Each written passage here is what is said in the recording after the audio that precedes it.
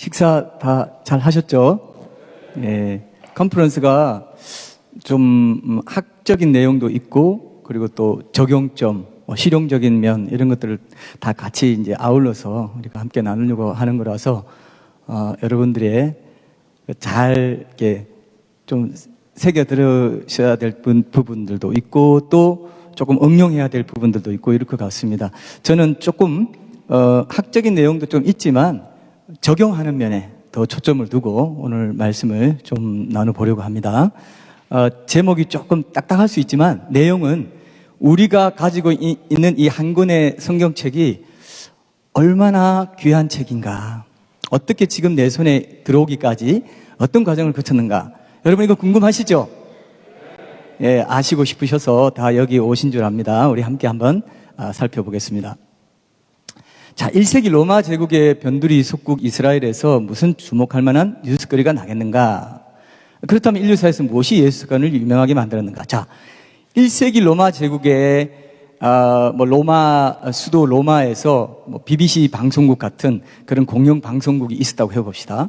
그러면 그 당시에 유대라는 그런 로마 제국의 변두리 속국이에요. 그것도 대단한 속국이 아니고 변두리 속국에 해당한다 이렇게 보는데, 거기서 시골에서 나사렛에서 30년 동안 목수로 일하다가 한 3년 반 동안 공생애로 이렇게 살다가 이제 별명도 아까 보셨지만 마술사 또는 무명의 하여튼 그 별명이 좋지 않은 별명들이 많았습니다. 그러나 그 정도로 생각하고 지나갈 이런 인물이었는데, 각기 그 당시 유대 사회 속에서의 종교적인 문제로 인해서 십자가에 처형을 당했잖아요.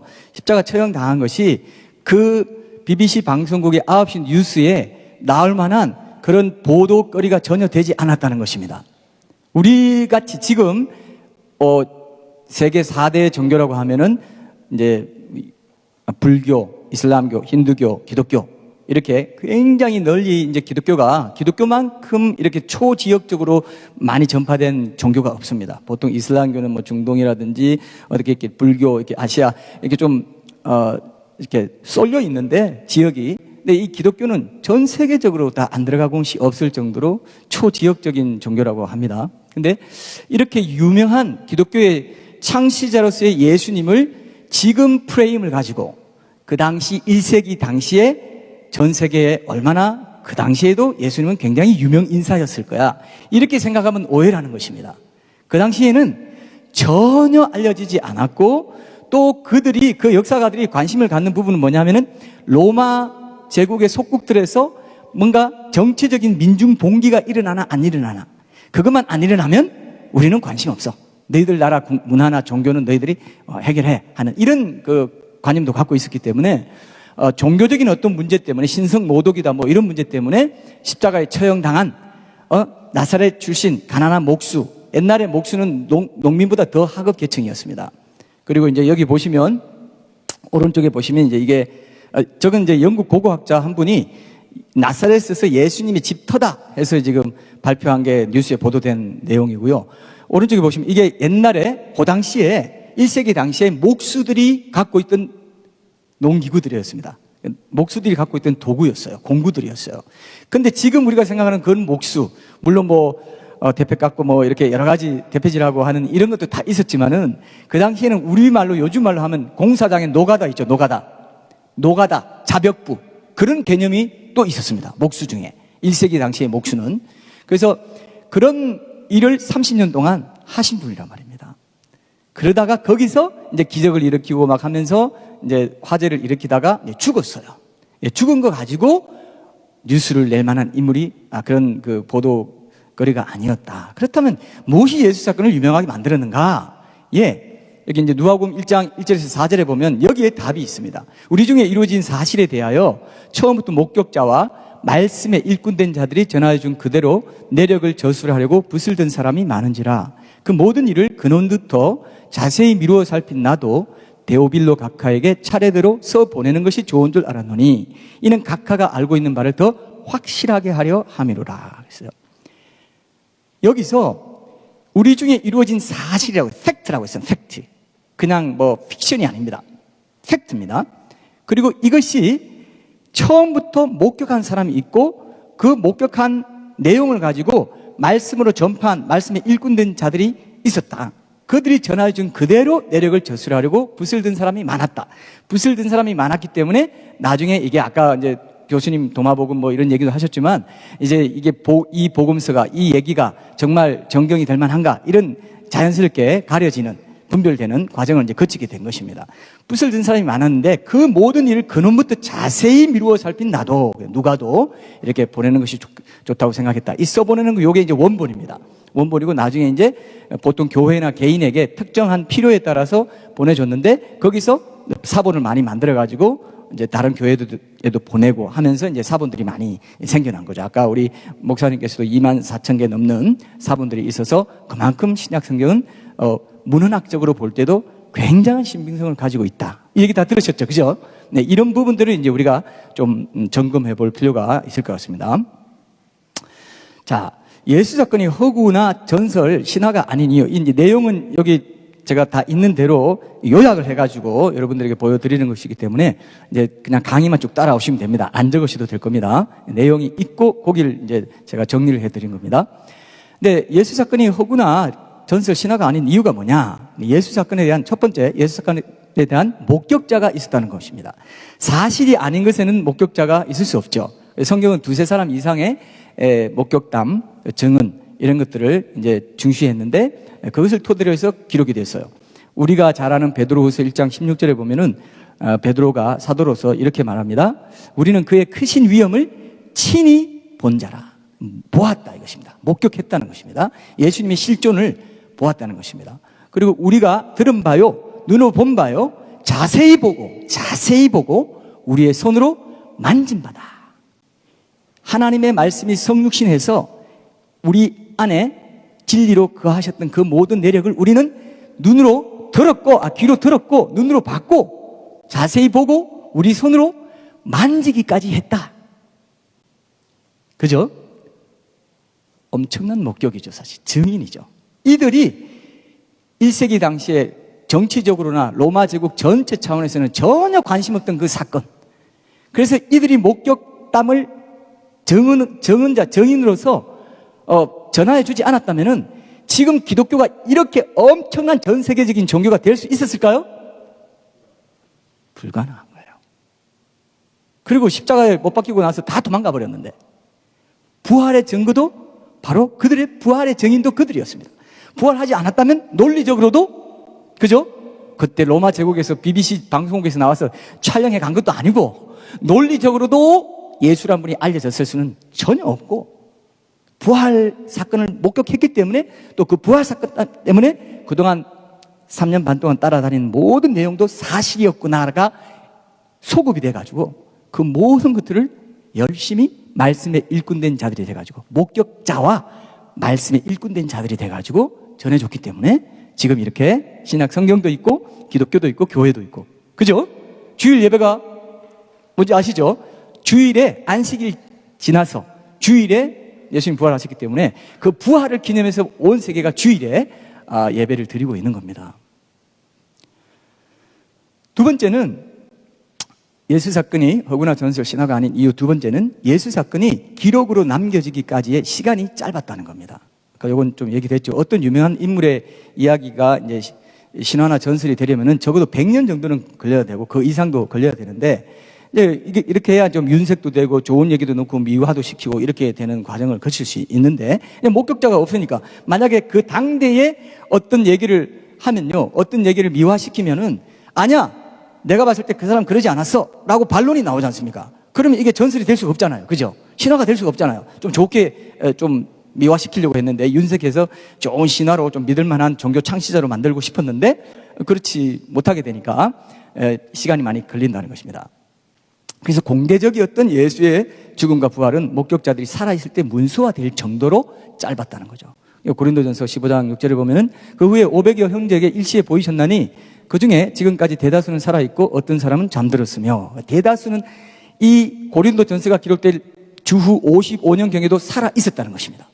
대다수가 살아있었기 때문에 이런 편지를 어디 보냈는데 나 그때 예수님 부활했던 거 다 그 어떤 사도들이 꾸며낸 얘기인 거 내가 현장에서 목격했는데 이런 반론이 나왔을 텐데 그런 반론이 나오지 않을 정도였다는 겁니다. 대다수가 살아있음에도 불구하고 이 얘기가 먹혔다는 것입니다.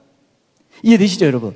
이 얘기가 먹혔다는 것입니다. 이게 굉장히 중요한 신화가 아닌 이유가 되는 거죠. 그래서 예수 작가는 공모자들이 살아있을 때 이미 기록으로 또 남겨지기 시작했어요. 야고보서 5장 6절에 보면 이 야고보는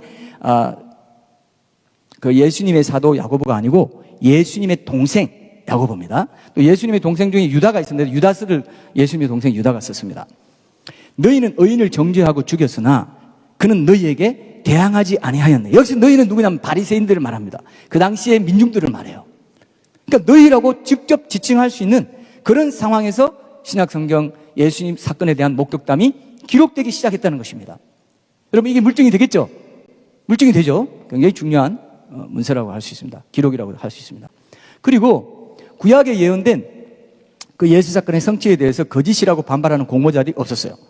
여기 보면은 이제 스가랴서 11장 13절에 보면은 여호와께서 내게 이르시되 그들이 나를 헤아린 바 그 삭슬 토기장에게 던지라 하시고 내가 곧 그 은 30개를 여호와의 전에서 토기장에게 던지고 은 30개 그때 아마 세겔이었을 것이다 이렇게 봅니다. 은하는 세겔로 이렇게 그 단위를 매겼다 이렇게 이제 보는 분들이 많은데요. 어쨌든 이렇게 스가랴서가 기록됐는데 이게 메시아 예언인데 메시아를 배반한 유다가 여기 여러분 너무 잘 아시죠? 은 30을 이제 나 무고한 죄를 내가 무고한 사람을 팔았다 하면서 이제 갖다 주니까 은을 성소에 이거 던지는 게 좋지 않다. 토기장이 밭을 사서 나그네의 묘지를 삼아야 되겠다. 한 그 예언이 스가랴서 예언이 이게 보세요. 여기 보시면 내가 그 은 30개를 여호와의 전에서 유다는 성소에 던졌는데 여호와의 전에서 토기장에게 토기장이 밭 사는 걸로 이제 이용을 한 거죠. 그 당시 종교 기득권자들이 이게 그대로 이루어졌단 말입니다. 근데 보세요. 이 바리새인들이 이렇게 베드로가 유다가 이런 일이 있었고 은 30개 이런 얘기 할 때 베드로는 수없이 많이 수천 번 수백 번 설교를 했을 거예요. 이 얘기를 했을 거예요. 그럼 그 얘기를 듣고 있다가 아니야 은 30개 아니야 은 27개였어 라고 반론을 제기할 수 있었습니다. 그리고 스가랴서에 기록된 것이기 때문에 그걸 뭐 구약성을 바꿀 수도 없는 상황에서 근데 실제로 자기들이 봤을 때도 은 30개를 자기가 줬고 은 30개를 성소에 던졌는데 저게 토기장이 밭에 샀고 이게 역사적 사실로 자기들도 경험했기 때문에 그 사람들 일종의 목격자예요. 반대적인 목격자. 그랬기 때문에 반론을 제기할 수 없었다는 것입니다. 여러분 이게 믿어지십니까? 엄청난 사건이잖아요. 어떤 종교 창시자도요 수천 년에 걸쳐서 한 민족이 메시아 대망사성을 가지고 예언하면서까지 기다린 종교 창시자들은 없습니다. 그리고 그대로 은 30개까지 그대로 이루어진 그런 역사적 인물은 없었습니다. 예수님이 하나님이 아니시면 이게 가능할까요? 가능하지 않죠. 이건 누가 바꿀 수도 없는 거예요.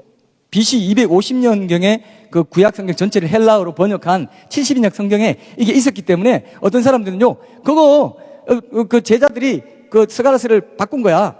30개로 바꿔치기 한 거야. 안 돼요. 왜냐하면 그때 그 당시 이미 전 세계적으로 70인역 성경이 그 당시 고대 근동 사회 전체에 알려져 있었고 그건 바꿀 수가 없는 것이기 때문에 번역으로 끝난 얘기이기 때문에 그러면서 그들도 은 30개로 이렇게 유다가 배반했다는 걸 다 알기 때문에 이런 목격자가 있었기 때문에 허구나 전설, 신화로 만들 수가 없었다. 메시아가 이렇게 은 30개로 팔린다는 거 예언된 그대로 왔다라고 말하는 것을 신화로 만들 수가 그들도 없었어요. 전설로 만들 수가 없었어요.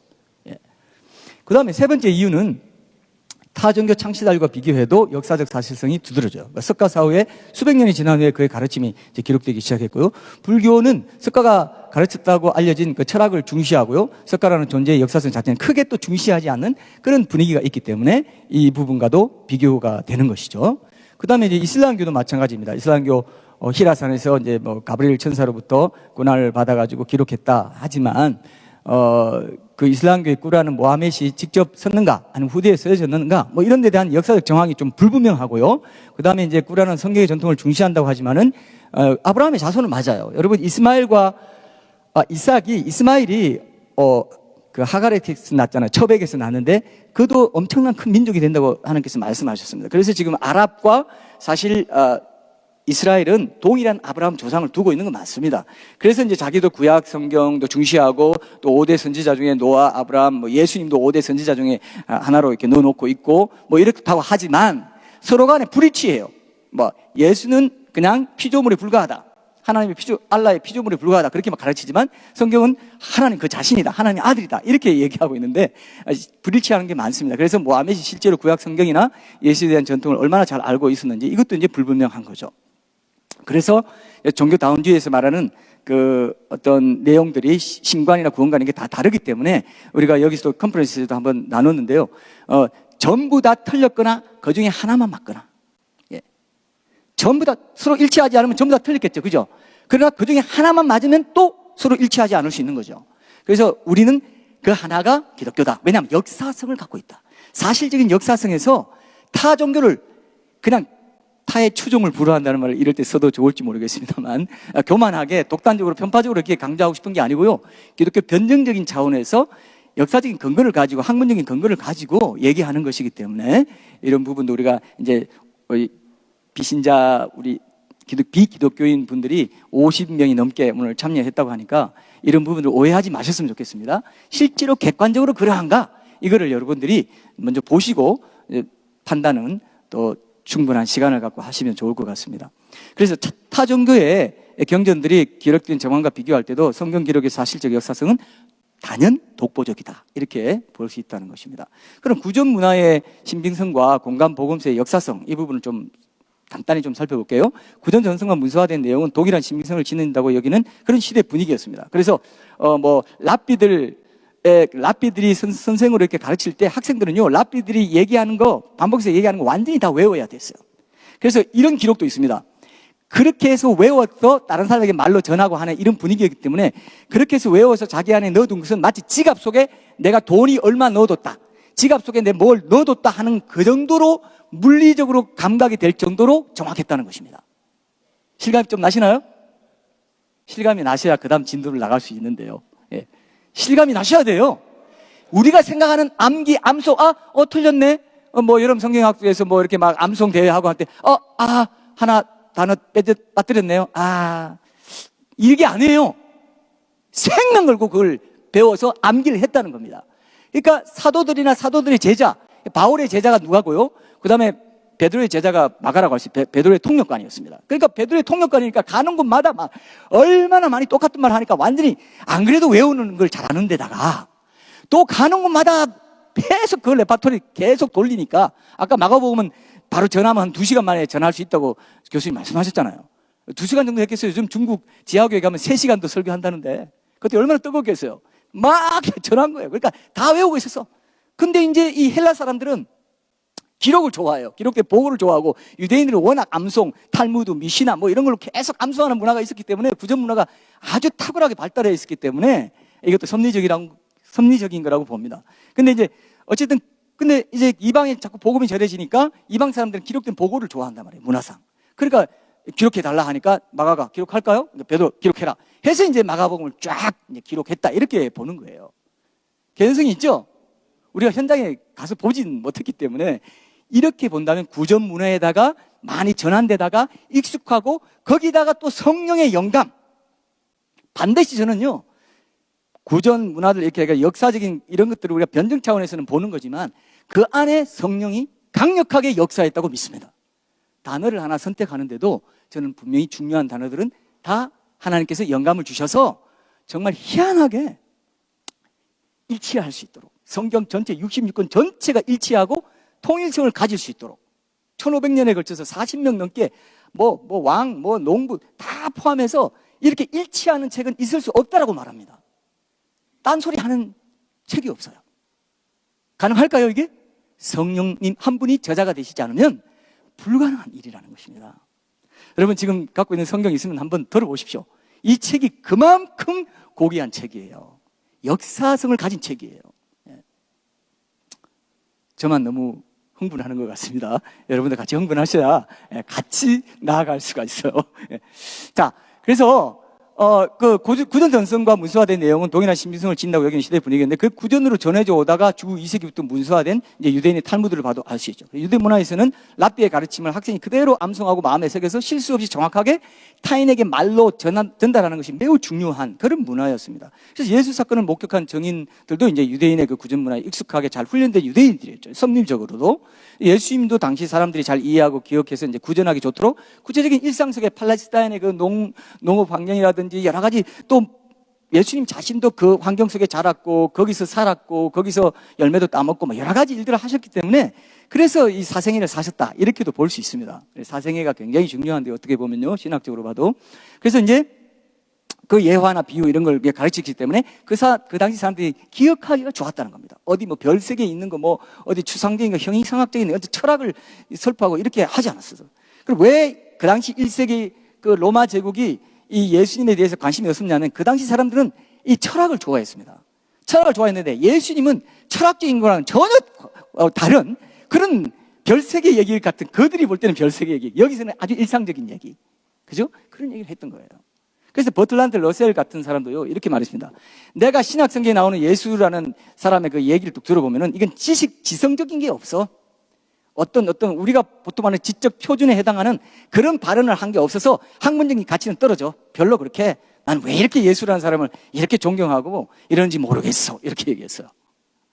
지성, 감정, 의지가 하나님의 형상이지만 지식적으로만 추구하는 게 진리가 아니거든요. 지식은 하나님을 더 경외하고 하나님에 대한 모든 이 세상 우주와 만물과 하나님에 대해서 우리가 더 잘 알기 위해서 우리가 마땅히 추구해야 되고 지성을 중시해야 되지만 지식주의, 지성주의는 또 위험할 수 있거든요. 여러분 아시죠? 그죠? 지식적인 어떤 목회를 할 때 오는 한계가 또 있단 말이죠. 그래서 우리는 지성도 있고 변증도 있고 감성, 기도, 영성 이런 것도 있어야 되고 의지, 적용하고 전도하고 실천하고 그죠? 이게 같이 있어야 목회도 되고 기독교 변증도 그렇게 같이 있어야 된다는 것 때문에 변증 전도 차원에서 저는 적용 좀 이런 것들 찾는 강의를 그동안 10년째 계속 이제 제 파트로 이렇게 맡아서 해왔는데 어쨌든 이런 것들이 어우러져야 된다는 걸 이제 우리가 기억할 필요가 있습니다. 그래서 비지성주의가 돼도 안 되겠지만 지성주의에 너무 빠져가지고 지성이 최고인 것처럼 여러분 너무 지식주의적으로 살아가는 것도 사실 성경적이지 않다 이렇게 생각을 저는 하고 있습니다. 그래서 복음서의 내용에는 구전의 정확성이 그대로 이제 반영되어 있었던 거죠. 여기 보면 solid rock이라고 있고 그다음에 저기 있죠 그 모래성과 이런 것들 금방 기억이 돼가지고 이미지 상상이 들어간 그런 이미지 언어 그림 언어를 많이 사용하셨어요. 그래서 이제 학자들 중에는 바울 서신은 그림 언어가 아니고 이제 논리적인 게 뛰어나고 예수님은 그림 언어 포스트 모던 시대에 더 맞다. 뭐 프란시스 세프가 바울적이라면 이제 C.S. 루이스는 이제 그런 나니아 연대기 같은 이런 걸 통해서 포스트 모던적인 이미지, 그림 언어를 더 많이 사용했다. 그래서 C.S. 루이스를 좀 더 재발견하고 기독교 변증이 더 활용해야 된다. 이런 얘기도 이제 좀 한간에는 있습니다. 자, 그래서 그럼 두 번째는 누가는 구전 자료들을 통해서 예수 사건을 근원부터 자세히 미루어 살폈다. 이렇게 이제 얘기하고 있습니다. 그래서 구전에 익숙한 유대인들과 달리 이제 이방인들 기록된 보고도 선호했죠. 이방 선교가 진행되면서 예수 사건을 기록할 이제 사도들의 제자들이 이제 등장했던 것입니다.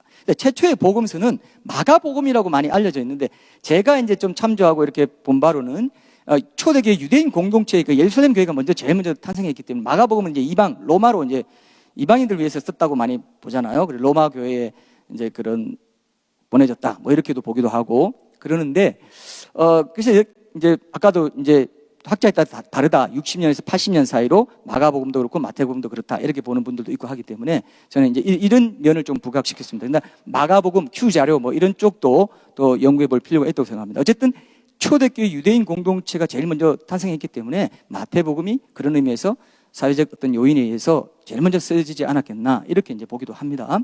마태복음은 당시 유대인들이 사용하던 아람어로 먼저 기록되고 그다음 헬라어로 번역됐다 이렇게 봅니다. 그래서 이제 마가복음과 누가복음은 처음부터 이방인들을 위해서 헬라어로 기록됐고 1세기 후반에 요한복음이 가장 늦게 기록되었다 이렇게 이제 보고요. 그다음에 구전문화의 신빙성과 공간복음서의 역사성의 차원에서 이제 세 번째 요점이 예수님은 공생의 기간에 히브리어나 헬라어가 아닌 아람어를 사용하셨다. 그래서 예수님은 한국어로 말씀하시지 않았다. 먼저 여러분 패션 오브 크라이스트에 보면은 원본에도 영어 자막이 나옵니다. 아세요, 여러분? 왜 그랬을까요? 혹시 아시는 분? 왜 패션 오브 크라이스트라는 영화가 원본에도 영어 자막이 나올까요? 기억하시는 분이, 저는 제가 미국에 있을 때 그 영화를 봤는데 실제로 원본에도 그게 나와요. 영어가 다 나와요. 그래서 뭐 아주 더 편하게 영화를 볼 수 있었는데, 아람어로 말씀하세요. 아람은 시리아어거든요. 그 당시에 이제 우리가 그 당시에 예루살렘이나 이스라엘에 살던 사람들이 히브리 말을 했을 거라 하는데 그게 아니고 아람어를 사용했습니다. 그래서 아람어로 예수님이 말씀하세요. 시리아, 지금 말로 하면 시리아어라고 할 수 있습니다. 그래서 이제 예수님 한국어로 말씀하시지 않았는데 어떻게 어떤 사람은 그런 말 해요. 아니, 번역 성경에 어떻게 예수님 말씀하신 그대로라고 말할 수 있냐? 이건 번역된 거 아니냐? 예수님은 히브리 말로 했을 거 아니냐? 물론 아람 말로 했는데 우리 말로 안 했는데 어떻게 내가 한국말로 하신 거를 예수님 말씀, 본래 말씀으로 받아들일 수 있나? 이렇게 질문하는 분들이 있더라고요. 안 할 것 같죠, 여러분들은? 여러분들은 안 할 것 같습니다. 근데 그런 분들이 있어요. 아주 그냥 따지고 들어가지고. 그래서 그런 분들 얘기 들어보면 한국말 말씀하시지 않았다. 근데 여러분, 어떤 언어로든지 성경 속의 단어 하나하나가 모여서 만들어내는 의미가 하나님 말씀이지. 그죠? 나라 했으면 킹덤이라고 해야만 나라가 되는 거 아니잖아요. 그 킹덤이 갖는 의미가 하나님 말씀인 거죠. 그죠? 그럼 가이사의 것은 가이사에게 바치라 하면 그렇게 말씀하신 그 단어 하나하나가 모여들어서 만드는 의미가 하나님의 말씀이지, 그 단어 자체가 어떤 명시적으로, 그러니까 이건 명시적으로입니다. 그것이 다른 언어가 되면 하나님 말씀 아닌 것처럼, 히브리어로 기록됐다고 해서, 예레미야서가 히브리어로 기록됐다고 해서 히브리어로만 우리가 배워서 알아듣고 읽고 듣고 쓰고 해야 하는 말씀 아는 거다, 그게 아니라는 거죠. 그죠? 번역돼서 그 의미가 나한테 들어오면 하나님의 말씀이 내 안에 들어온 거죠. 내 안에 진리로 적용이 되는 거라는 것입니다. 이해되시죠, 여러분? 예. 그래서 그리고 한국어로 만드신 분이 또 하나님이세요. 예수님이세요. 그래서 여러분, 바벨탑. 유일하게 인류의 언어가 왜 이렇게 다 달라졌나? 유일하게 성경에 바벨탑에서 온 인류의 언어가 갈라져서 언어가 같은 민족들이 모이게 됐다, 그렇게 돼 있어요. 그리고 전 세계적으로도 또 흩어졌다, 이런 얘기를 합니다. 온 땅이 흩어졌다, 이런 말도 있기 때문에 지금 일본어가 있고 영어가 있고 영어 때문에 고민하고 고생하는 거 다 성경에 있죠? 성경에 누가 했다고요? 그래서 여러분, 아랍 사람들 꿈에 예수님 나타나실 때 아랍어로 할까요? 아람어로 할까요? 아랍어로 합니다. 영어 쓰는 사람한테 꿈에 나타나면요, 만약에 이제 꿈에 특별한 경우에 꿈에 나타난다 합시다. 그러면요, 영어로 말씀하세요. 그죠? 왜? 언어의 창시자세요. 여러분 믿습니까? 안 믿으시네요. 이쪽 몇 분만 믿으시고.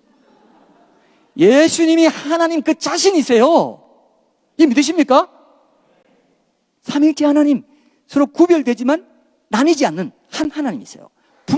구별은 됩니다. 그러나 한 하나님이세요. 그러니까 저는 그래서 예수가 누구인가, 중2 때 교회 처음 나가가지고 예수가 누구인가, 이걸 이제 제가 참고 자료에도 넣었는데, 그걸 생각하다가 예수님이 하나님, 그분 자신이라는 걸 알고 제가 완전히 이제 깨지고, 대학교 2학년 때 예수님 뜨겁게 만나가지고 변정 전도의 길을 또 열어주시는 그런 또 계기가 되기도 하고 그랬습니다.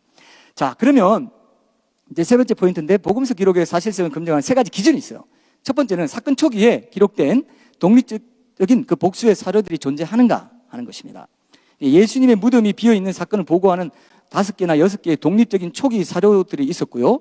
오랜 시간이 지나서 이제 부활 사건을 의도적으로 조작해도 반발이 없는 그런 여건과는 다른 분위기에서 독립적인 초기 사료들이 있었다. 이게 이제 일반 역사가들이 보통 사료, 의미 있는 사료, 이게 의미 있다, 신빙성 있다, 없다를 판단할 때 세 가지 기준을 갖고 있는데, 그 첫 번째가 바로 사건 초기에 기록된 독립적인 복수의 어떤 오염되지 않고 윤색되지 않은 그런 복수의 사료들이 존재하는가, 이걸 봤을 때 이 기독교 예수 사건이 그런 그 사료 차원에서 이런 특성을 가진다, 이러는 것입니다. 그 다음에 비유사성의 원칙이 적용되는가, 이게 중요합니다. 여러분 잘 들으세요. 자, 보세요. 특정 사료에 담긴 내용이 이전에 없던 새로운 내용이라면 그만큼 조작 가능성은 낮아진다는 것입니다. 이게 뭐냐면은, 하나님을 가리켜서 어떤 종교에서도 그 이전, 예수님 이전 어떤 종교나 어떤 신화에서도 아버지라고 아주 친근하게 불렀던 예가 없어요. 아바라고 불렀던 예가 없어요. 근데 예수님은 하나님을 지칭하는 용어로 예수님 최초로 아빠, 아버지요, 이렇게 불렀다는 것입니다. 그죠? 그러니까 이게 비유사성의 원칙이 적용되는 것이기 때문에 복음서 기록의 역사적 사실성을 검증하는 한 기준에 해당된다 하는 것입니다. 그 다음에도 빈무덤의 목격자가 1세기 당시에는 증인의 자격으로 부적합했던 여인이었어요. 근데 왜 여인을 보통 증인으로 안 내세우는데, 만약에 조작했다면 여인을 안 내세우고 남성이 베드로가 봤다, 요한이 봤다, 뭐 이렇게 얘기했을 텐데 사실 그대로 복음서 기록의 사실성을 중시해야 되는 게 복음서 기록의 굉장히 중요한 원칙이었기 때문에 그대로 여인으로 이렇게 기록을 했다는 것입니다. 그죠? 이 비유사성의 원칙이라는 것이고요.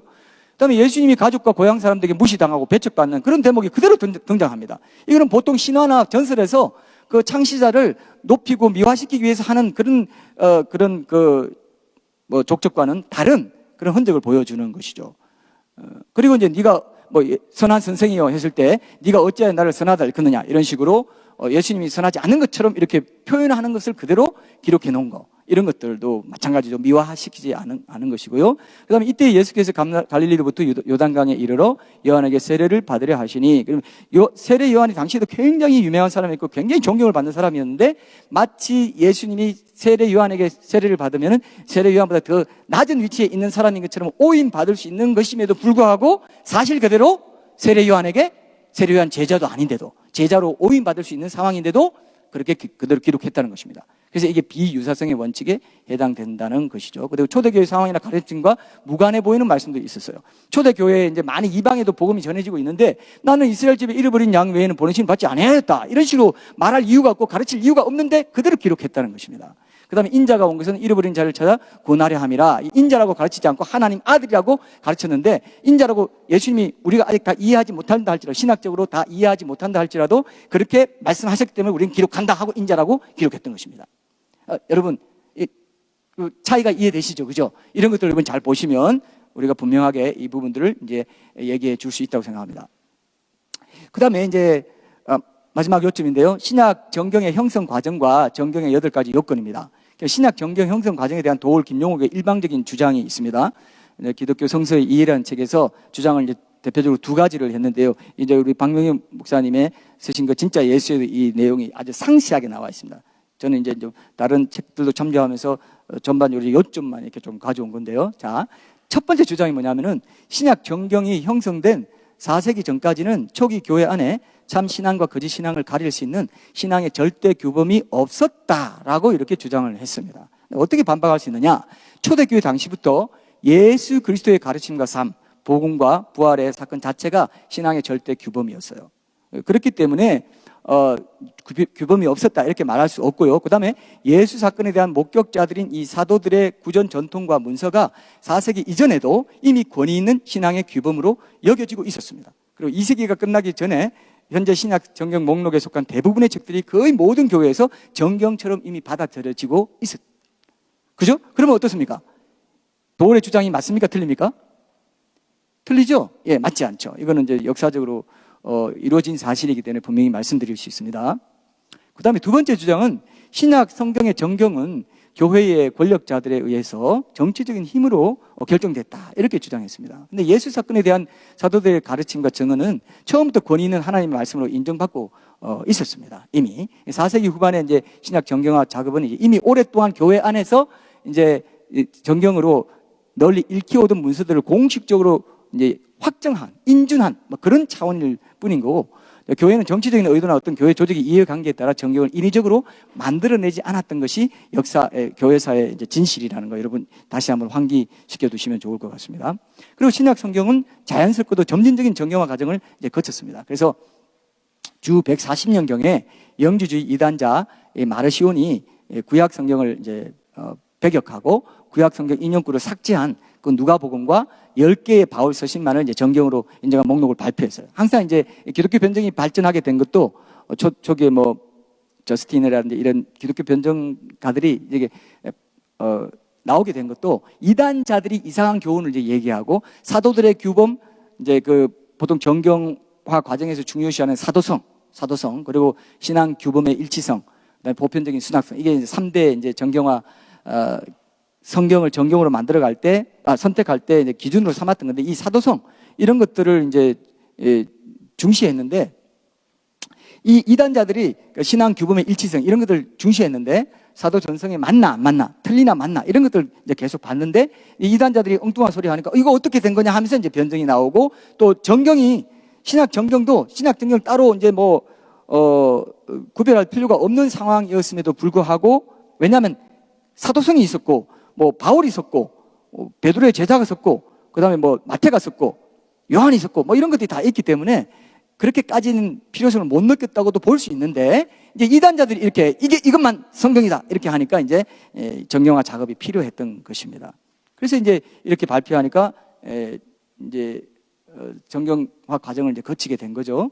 이단의 도전에 따라서 교회는 이미 존재해오던 권위 있는 문서들을 정경화시킬 필요성을 느끼게 됐고요. 그 첫 결실로 이제 주후 170년경에 처음으로 무라토리 정경 목록이라는 게 작성이 되었습니다. 최초이자 최고예요. 최고의 신약 정경 목록이라고 할 수 있습니다. 무라토리 정경이에요. 그래서 보편적인 수납서가 이제 마태복음, 마가복음, 누가복음, 요한복음, 사도행전, 그리고 바울의 13개 서신, 그리고 이제 유다서, 요한의 편지들, 요한계시록, 그리고 솔로몬의 지혜, 이건 구약 속한 건데 이제 거기 이제 그렇게 들어가 있었고요. 그냥 논쟁 중인 책으로 베드로 묵시록이라는 게 있었습니다. 그리고 배격한 책으로 이제 허마스의 목자, 이런 책은 잘못된 책은 아니었습니다. 개인적으로는 읽을만하다. 그러나 교회가 공식적으로 정경으로 채택할 공식성은 갖고 있지 않다. 이렇게 본 겁니다. 나쁜 책은 아니었어요. 그 뒤에 보면 이제 나쁜 책들이 나옵니다.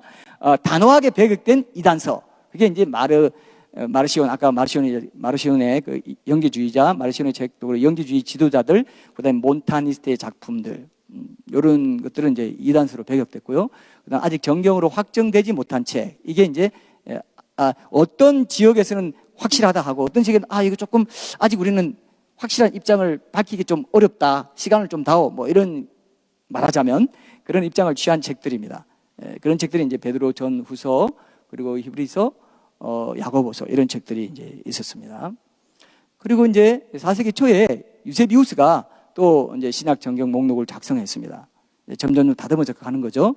보편적인 수납서로 이제 히브리서와 베드로전서를 포함한 이제 22권, 논쟁적인 책이 이제 야고보서, 유다서, 베드로후서, 요한이삼서, 배격서가 또 있습니다. 여기 바울행전 있고요. 허마스의 목자, 베드로 묵시록, 바나바서, 디다케. 이건 이제 배격서지 이단이다, 나쁘다 이런 말은 지금 들어가 있지 않잖아요.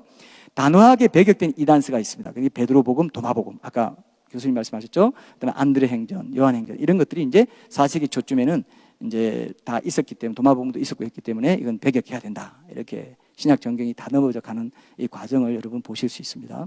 367년에 아타나시우스 삼위일체론을 또 확립한 인물로 유명하죠. 아타나시우스를 통해서 하나님께서 중요한 기독교 교리에 중요한 기초를 많이 세워주신 것 같습니다.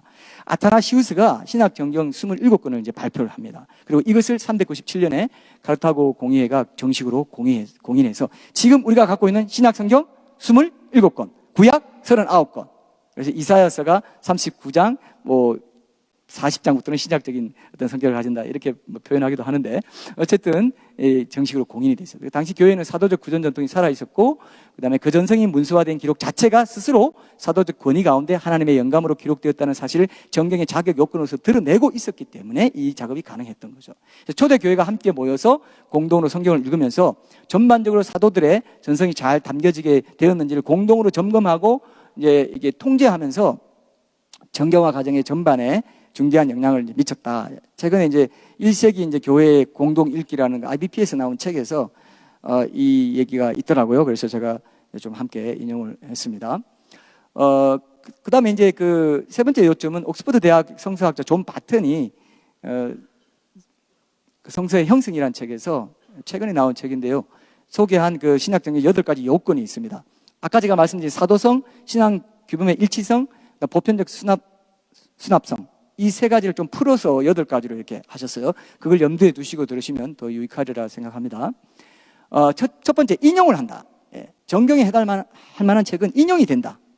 그래서 성경에 속한 한 책이 성경에 속한 다른 책을 인용한다. 베드로후서 3장 15절 16절 우리 잘 아는 말씀인데 또 우리 주의 오래 참으심이 구원이 될 줄로 여기라. 우리가 사랑하는 형제 바울도 그 받은 지혜대로 너희에게 이같이 썼고 그 모든 편지에도 이런 일에 관하여 말하였으되 그중에 알기 어려운 것이 들어있으니 무식한 자들과 굳세지 못한 자들이 다른 성경과 같이.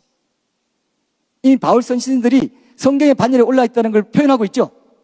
맞습니까 여러분? 다른 성경과 같이 이제 그것도 억지로 풀다가 스스로 멸망에 이른다. 이미 베드로 후서를 쓸 당시에 이미 바울 서신이 교회 전반적으로 널리 정경으로 받아들여지고 있는 그런 차원에서 인용이 됐다는 것입니다. 굉장히 중요한 것이죠. 사도성에 해당하는 내용이 이제 원저자입니다. 원저자가 누구인가? 원칙상 모든 경전은 구원의 역사에서 중요한 위치에 있는 인물이 쓴 것으로 간주가 돼요. 그래서 신약의 경우에는 많은 기독교인은 이제 어떤 책이 경전이라면 사도가 쓴 것이거나 최소한 사도를 알았던 이가 쓴 것이어야 한다, 이렇게 이제 생각을 했던 거죠. 그래서 아까 바울의 제자인 누가가 많이, 사도행전을 보면 누가가 바울과 많이 동행을 하죠, 그죠? 로마까지 가는 길에도 동행하고 그런 얘기는 이제 쓰고, 사도행전도 저술하고 했지 않습니까? 그런 얘기를, 그리고 베드로 제자가 이제 마가, 뭐 이런 식으로 쭉 돼가는 걸 볼 수 있습니다. 이 흐름을 파악하시면 이제 도움이 되리라 생각하고요. 저술연대도 중요합니다. 너무 뒤에 기록된 것이면 이제 의심할 만한 그런 거죠. 도마복음이 이제 그런 예라고 할 수 있습니다.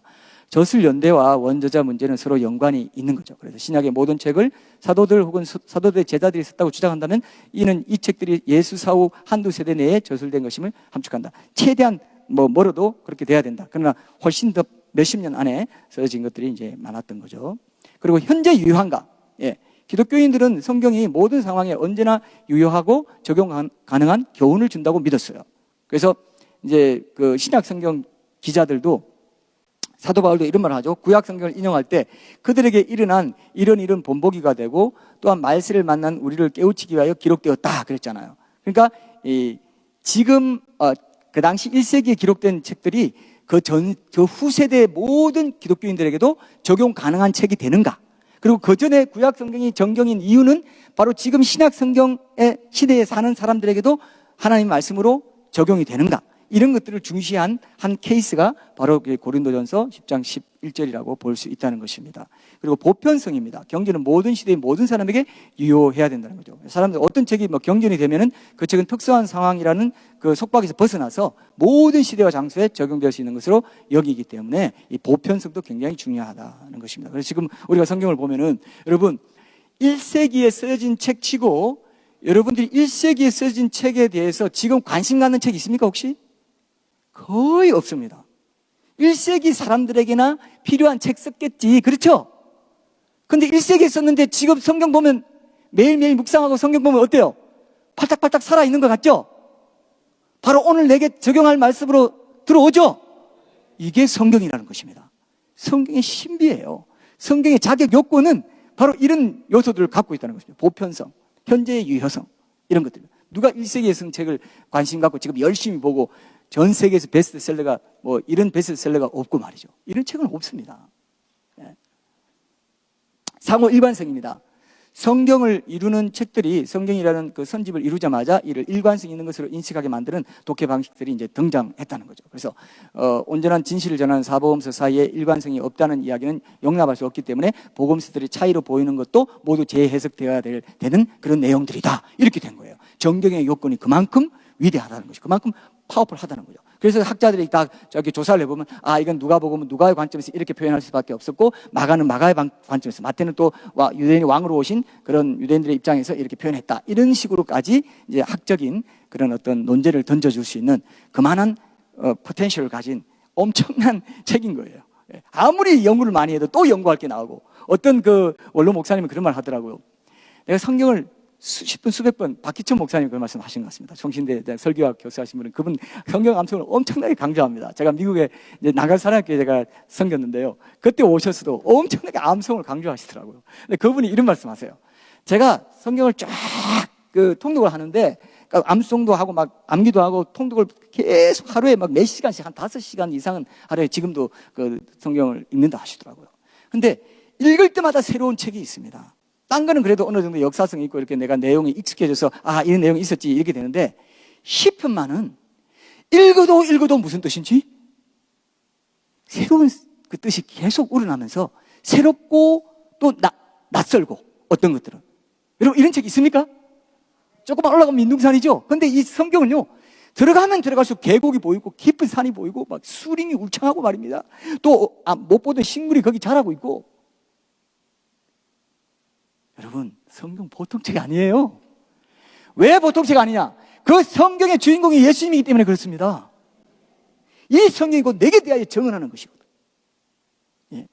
시편과 모세의 글과 시편과 선지자들의 글에 나에 대해서 기록한 모든 것이 이루어져야 하리라. 누가복음에 그렇게 말씀하시죠, 그죠?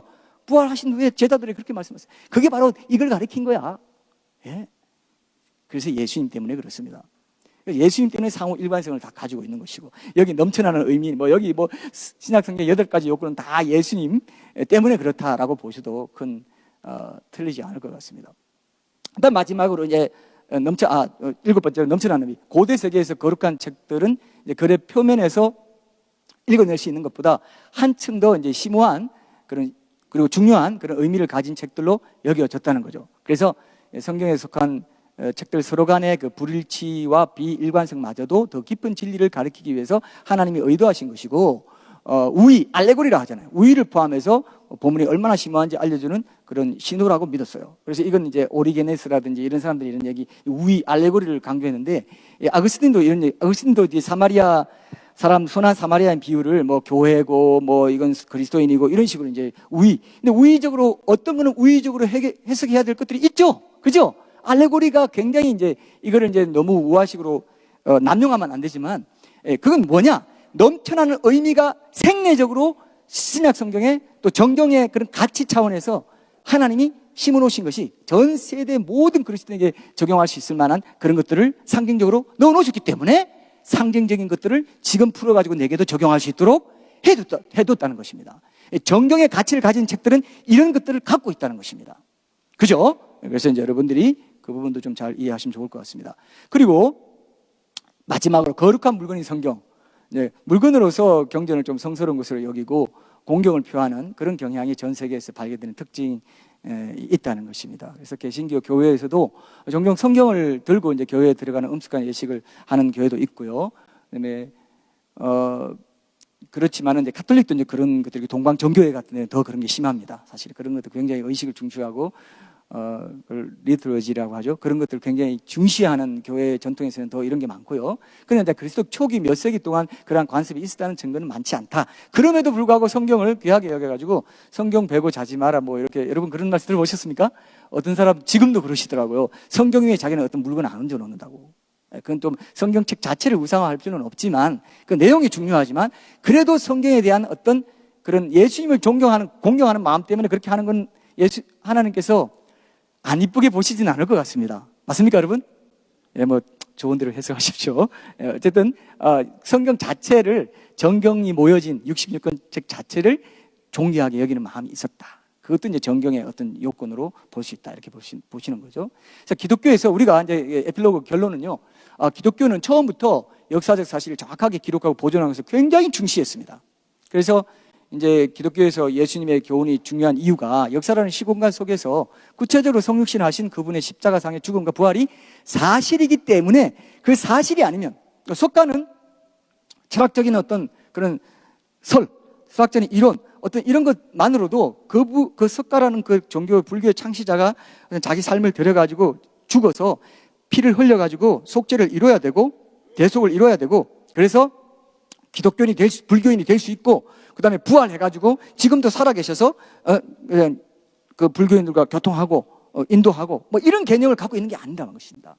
윤리적인 것, 철학적인 것, 윤리학의 일종이다, 철학의 일종이라고까지 이제 학자들이 얘기하는 것이니까 그건 이제 공식적으로 객관적인 사실이니까요. 그러나 예수님은 그분의 실존적인 삶, 역사라는 시 공간 속에 하나님의 말씀이 성육화되어 역사라는 시 공간 속에서 실제로 사시고 죽으시고 부활하신 그 모든 것이 역사적인 사실이 아니면 기독교는 아예 처음부터 존재할 수가 없다는 것입니다. 어떤 예수님의 가르침, 좋은 선생이야, 괜찮은 얘기 들었어, 저 비유 정말 타고나네, 어떻게 가이사의 것은 가이사에게, 또 하나님께서 하나님에게 바치라, 이것도 이전에 그런 얘기 한 사람은 없지만 아주 독특한 얘기지만 그 얘기가 훌륭하다고 해서 예수 믿는 게 아니라는 것입니다. 지금도 교회 안에 예수님 도덕적으로 훌륭하시고 많은 사람들이 따르니까 나도 예수 선생 한번 따라서 이 땅에 살면서 위로도 받고 좀 종교적인 어떤 그런 부분도 혜택도 좀 누리고 싶습니다. 이게 안 뜨네요. 예. 이렇게 얘기할 그런 이유가 아니라는 것입니다. 그렇게 얘기할 정도의 스승이 아니라는 것입니다. 인류의 스승이, 세계 4대 승인 아니라는 거죠. 왜냐하면 세계 4대 승인 중에 자기를 가리켜서 하나님이라 한 분은 예수님밖에 없어요. 그래서 예수님은 유대인들에게 유일신 사상을 보급한 사람들입니다. 유대인들이 유일신 사상, 메시아 대망 사상, 선민 사상, 이 세 가지 사상은 세계사에도 나옵니다. 근데 메시아 대망 사상입니다. 그래서 유일신 사상이에요. 근데 예수님이 자기가 아브라함이 나기 전부터 내가 있느니라, I am that I am, 여호와 스스로 있는 자라는 그 단어가 뜻하는 게 뭔지를 유대인들이 잘 알기 때문에 아브라함이 나기 전부터 내가 있느니라 라고 얘기했을 때 너 지금 신성모독했어, 네가 하나님이라고 말한 거야 했던 것입니다. 하나님이라고 한 분은 예수님밖에 없어요, 세계 4대 성인 중에. 근데 그분이, 여러분 이게 오늘 결론입니다. 그분이요, C.S. 루이스가 한 말대로 그런 분이 사기꾼이든지 정신병자든지 하나님 그 자신이든지 세 가지 가능성 외에 다른 가능성이 있습니까? 있습니까? 사기꾼일 수 있어요. 내가 이게 하나님이라고 거짓말 해가지고 내가 좀 추종자들 많이 모아야지. 정신병자일 수도 있어요. 나 하나님이야. 내가 생각해보니까 꿈에 내가 하나님이란 계시를 받았어. 나 하나님이야. 나는 하나님, 나는. 그러니까 뭐 몽유병자처럼 그렇게 외치고 다녔을 수도 있습니다. 그런데 그런 사람을 세계 4대 성인 중에 한 사람으로 인류가 그렇게 올려놨다는 것. 수십억, 수백억, 수천억 되는 인류를 여러분 반에서 60명 중에 1등 하기도 어려운데 수백억, 수천억 되는 인류에서 1등에서 4등까지 끌어놓은 게 세계 4대 성인입니다. 공자, 석가, 소크라테스, 예수. 그죠? 맞습니까? 그런데 사기꾼이나 정신병자인 사람을 그렇게 세계 4대 성인을 올려놓은 건 아이러니죠? 있을 수 없죠? 그렇죠? 그럼 인류가 딜레마에 빠져버린단 말이에요. 어떻게 된 거냐? 근데 또 이 예수란 존재는 인류에 실존한 인물이네. 왜냐하면 칼 야스피스가 그렇게 말했습니다. 여기도 있지만은 위대한 인류에 위대한 영향을 끼친 인물들의 그 실존의 증거는 그가 남긴 영향력이다. 아리스토텔레스가 진짜 있었던 이유는, 근거는 그가 남긴 학파, 철학, 책들, 이런 영향력, 그를 추종하는 사람들의 존재, 이런 것들이 있었기 때문에 최초의 이미지가 없었다면은 영향력은 있을 수 없다. 지금 전 세계의 수많은 사람들이 예수님의 부활을 기념해서 주일 때마다 수십억의 사람들이 예배를 드리고 있는 이 교회의 증거, 예배의 증거, 이게 예수님의 실존 증거라는 것입니다. 믿습니까, 여러분? 근데 그분이 사기꾼이거나 정신병자거나 진짜 하나님이거나 이거 외에 다른 가능성이 없어요. 그런데 사기꾼 정신병자를 세계 4대 성인으로 올려놓은 인류, 너는 뭐 하는 것이냐? 너는 똑똑한 거냐? 네가 오히려 정신 이상한 거 아니야? 이렇게 말해야 되겠죠? 그러니까 여러분, 예수님이 하나님이라는 건요, 예수님 그래서 그렇게 말씀하세요. 누가 보면서요, 나로 인하여 실족하지 않은 자가 복이 있다고 그랬어요. 똑똑한 인류의 지식인들, 사상가들, 유명한 사람들이 다 예수께 걸려 넘어졌어요. 왜? 하나님이라 한 것 때문에. 예수라는 존재로 하나님이 인류 역사 속에 한 번이라도 안 나타났으면 우리가 안 엮여도 되는데, 한 번 나타났기 때문에 실족하든지 예수께로 오든지 두 가지 가능성이 하나밖에 없다는 겁니다. 예수님 한번 나타나가지고, 우리가 믿는 예수님이 그만큼 위대한 분이세요. 굉장히 이상한 분이라고 생각하셔야 돼요. 예수 하나님 아들이시고 나 어릴 때부터 잘 배웠는데, 그렇게 말하면 제대로 하는 거 아닙니다. 예수는 굉장히 이상한 분이야. 어떻게 그런 인물이 있을 수 있지? 이렇게 생각해야 제대로 만납니다. 제가 그렇게 만났거든요. 물론 제가 그렇게 만났다고 해서 다른 분들 다 그렇게 만나야 진짜 만나는 거, 그런 생각 전혀 없습니다. 보통 이단들이 잘 쓰는 맥락이 뭡니까? 내가 이렇게 만났기 때문에 너희도 그렇게 안 만났으면 다 가짜야, 이렇게 말하면 이단 되는 거예요. 그죠? 하나님은 다 각기 다양한 경험과 기질을 가진 분들을, 성도들을 다양한 통로로 만나주시기 때문에. 그러나 우리의 공통점은 뭐냐? 예수는 하나님이시다, 나의 구주이시다, 내 삶의 주님이시다. 이 고백은 똑같아야 된다고 저는 믿습니다. 그래서 이 기독교 변증 컨퍼런스가 있는 것이고, 오늘도 이 말씀을 여러분들에게 해드릴 수 있는데, 이 예수님이 이 천국 복음이 모든 민족에게 증언되기 위하여 온 세상에 전파되리니 그제야 끝이 오리라, 그렇게 말씀하셨어요. 그때 그냥 깡촌 출신 나사렛에서 12제자 놓고, 야, 너 이제 어떻게 보면 그 시대에 로마 제국에서 그들도 보지도 않았던 그 인물이 말했던 그 말 한마디가 그대로 이루어진 게 서양 역사 자체고, 서양사는 교회사 그 자체예요. 그리고 전 세계에 실제로 우리 이 한국 극동 지역인 이 한국 땅에까지, 이 청주 땅에까지 그 예수님의 천국 복음이 그대로 전해진 게, 이게 역사적인 실존이죠. 이거보다 더 위대한 예언이 있습니까? 예수님은 그런 분이세요. 하나님이시기 때문에, 역사의 주관자이시기 때문에, 말한 그대로 그분이 이루셨기 때문에 이렇게 된 거예요. 이걸 기억하시고 다시 한번 우리 예수님의 주되심을 찬양 드릴 수 있는 그런 남은 시간들이 됐으면 좋겠습니다. 감사합니다.